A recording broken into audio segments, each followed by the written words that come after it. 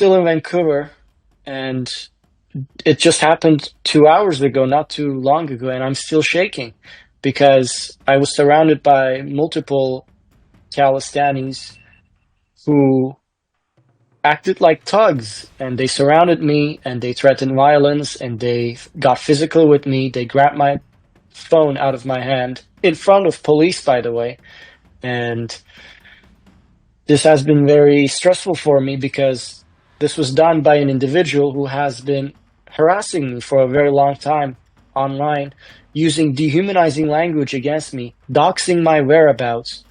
And I've been covering the Khalistan protests in Canada, US, UK, New Zealand since last year. I've been about 30 of their events, and my only goal is to do independent journalism and record and report what's going on. And because I'm editorially independent, this frustrates some people. They want to influence me. They want to buy me. They want to, if they can't buy it, they want to threaten violence towards me. And that's what this individual did. And he's not even a Canadian citizen. He is from the UK. He is in Canada, threatening me, a Canadian citizen, trying to do his job. And yeah, I was just there reporting on the event. Khalistanis gathered to honor their so-called martyrs, including the assassins of Indira Gandhi and the suicide bombers, child suicide bombers. And I was reporting on that. This was a public event on a public location, and I was within my rights to do what I was doing. But there was this one individual who was not even a Canadian citizen.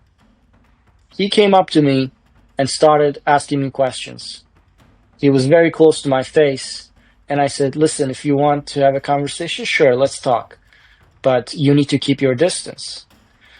And he would keep saying, let's go around the corner, let's go around the corner. I'll show you around the corner if you're not scared. And I told him, yeah, I'm not scared, but let's speak here. If you want to say something, if because I'm an independent journalist, I have to be accountable. I accept challenges, and I'm okay with conversations. But this individual, this was not a conversation.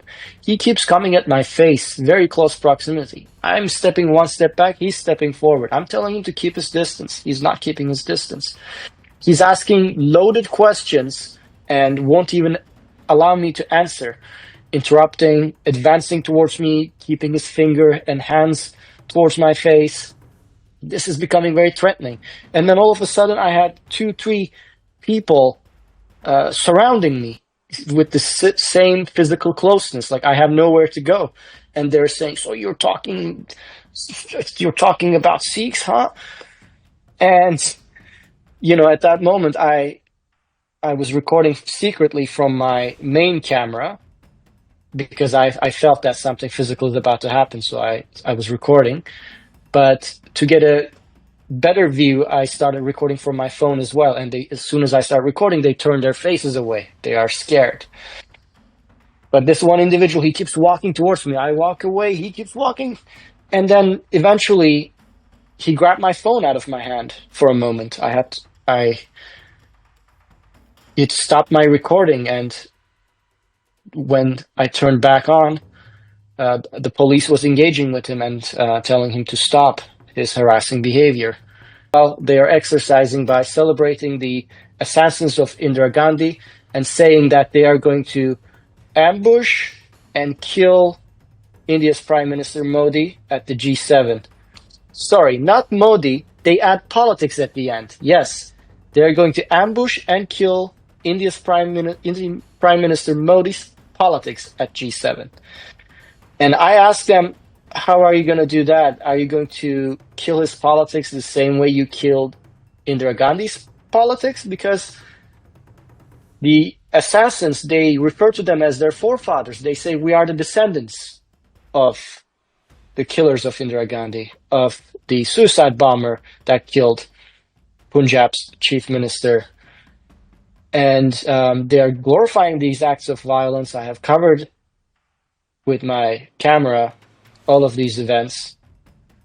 But there's a reluctance on part of Canadian politicians to criticize or speak out against or distance themselves from such groups. For example, we have the Conservative leader, Pierre Poilievre, and the NDP, even the Liberal MPs, attending an event recently, a Nagar Kirtan in Surrey, BC, just last month, where they shared the stage with Santok Sinkela. This event was a big event, lots of Khalistan influence. And in that event, they had Santok Sinkela, the formerly convicted Sikh Canadian who conspired to blow up an airplane departing from JFK, Air India Flight 112. And Mr. Santok, he was giving a speech with an axe on his hand, a metal axe, and he's wearing Babar Khalsa insignia. His daughter refers to him as an Jatada of Babar Khalsa. Prime Minister Carney invited Prime Minister Modi to Canada, to G7, and we'll see how that goes, because there's lots of pressure building on Prime Minister Carney right now from Khalistani elements, from World Sikh Organization, that he should cancel the invitation. And even if he doesn't cancel the invitation, we will see how the meeting actually goes. We really need to wait and see. But one thing is certain, Khalistani elements will be protesting, and it's going to be a very exciting, very interesting time in Alberta, where G7 is taking place.